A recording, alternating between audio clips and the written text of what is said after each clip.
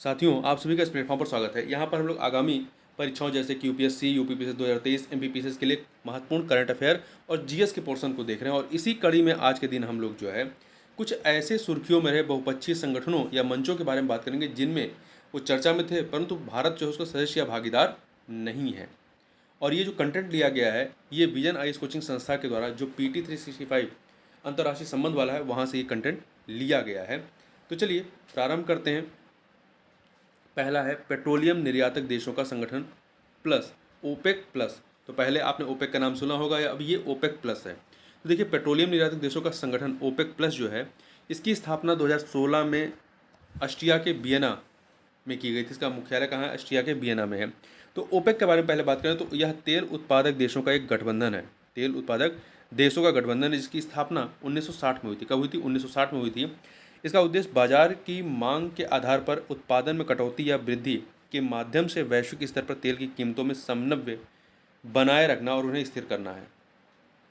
और इसके सदस्यों के बारे में बात करें तो ओपेक के 13 सदस्य हैं। सऊदी अरब, संयुक्त अरब अमीरात, Iran, Iraq, Kuwait, Algeria, Angola, Equatorial Guinea, Gabon, Libya, Nigeria, Congo गणराज्य और वेनेजुला, ये इसके सदस्य हैं। 10 अन्य तेल उत्पादक देश जो हैं वो कौन से हैं? रूस। ओपेक के जो 13 है तो है ही हैं। इसके अतिरिक्त भी कुछ ऐसे देश हैं जो तेल का उत्पादन करते हैं। उनमें कौन शामिल है? जो ओपेक के सदस्य नहीं है परंतु तेल उत्पादक करता है। इसमें रूस, Azerbaijan, Bahrain, Brunei, Kazakhstan, Malaysia, Mexico, Oman, दक्षिण कोरिया, दक्षिण सूडान और सूडान है। तो इन चीज़ों को याद रखिएगा और भारत ध्यान रखिएगा, भारत इसका सदस्य देश नहीं है। आगे बात करते हैं कैरेबियन समुदाय कैरिकॉम के बारे में। तो न्यूयॉर्क में संयुक्त राष्ट्र महासभा के साथ साथ भारत और कैरिकॉम के विदेश मंत्रियों की चौथी बैठक का भी आयोजन हुआ। कैरेबियन कमेटी या कैरिकॉम के बारे में बात करें तो इसकी स्थापना 1973 में हुई थी। 1973 में इसका हेडक्वार्टर गुआना के जॉर्ज टाउन में है। गुआना के जॉर्ज टाउन में है।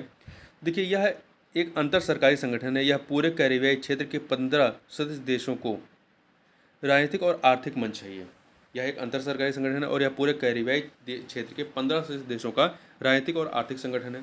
स्थापना इसे चैगू आरामास की संधि से स्थापित किया गया था। हालांकि 2002 में एकल बाजार और एकल अर्थव्यवस्था के रूप में स्थापित करने के लिए इस संधि में संशोधन किया गया था। इसका उद्देश्य क्या है? अपने सदस्य देशों के बीच आर्थिक एकीकरण, सहयोग और विकास को बढ़ावा देना।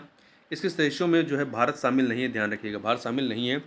15 सदस्य हैं। इसमें Antigua and Barbuda, the Bahamas, Barbados, Belize, Dominica Republic, Grenada, Guyana, Haiti, Jamaica, Montserrat, Saint Kitts and Nevis, Saint Lucia, Saint Vincent and the Grenadines, Suriname तथा त्रिनिदाद एवं टोबैगो, ये इसके 15 सदस्य देश हैं। भारत इसमें शामिल नहीं है। आगे बात करते हैं लीग ऑफ अरब स्टेट के बारे में, या शॉर्ट में अरब लीग कहते हैं। तो भारतीय विदेश सचिव ने संयुक्त राष्ट्र और लीग ऑफ अरब स्टेट के बीच अधिक नीतिगत समन्वय का आह्वान किया है। लीग ऑफ अरब स्टेट्स या अरब लीग के बारे में बात करें तो यह एक अंतर सरकारी संगठन है। यह स्वतंत्र अफ्रीकी और मध्य पूर्व के देशों का एक ऐसा स्वैच्छिक संघ है जिसके नागरिक मुख्य रूप से अरबी भाषी हैं। इसका स्थापना जो 1945 में किया गया था। 1945 में उसका हेडक्वार्टर कहाँ है? मिस्र के काहिरा में है। इसके सदस्य देशों के बीच संबंधों को मजबूत करना इसका उद्देश्य है। उनकी नीतियों के बीच समन्वय स्थापित करना और उनके साझे हितों को प्रोत्साहित करना है।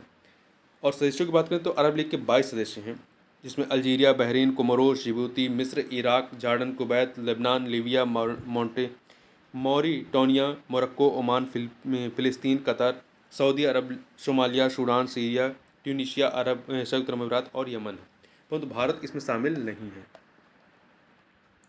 आगे बात करते हैं United states commission on international religious freedom के बारे में, USCIRF।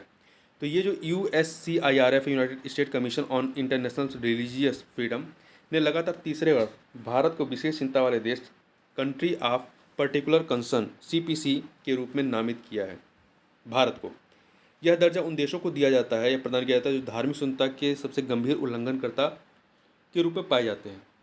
पाकिस्तान, सऊदी अरब, ईरान, नॉर्थ कोरिया और रूस को भी इस United state commission on international religious freedom के रूप में नामित किया गया। CPC के मतलब विशेष चिंता वाले देश या कंट्री ऑफ पर्टिकुलर कंसर्न वाले देश के रूप में नामित किया गया है। तो इस वीडियो में बस इतना ही, मिलते हैं नेक्स्ट वीडियो में, तब तक के लिए बहुत बहुत धन्यवाद।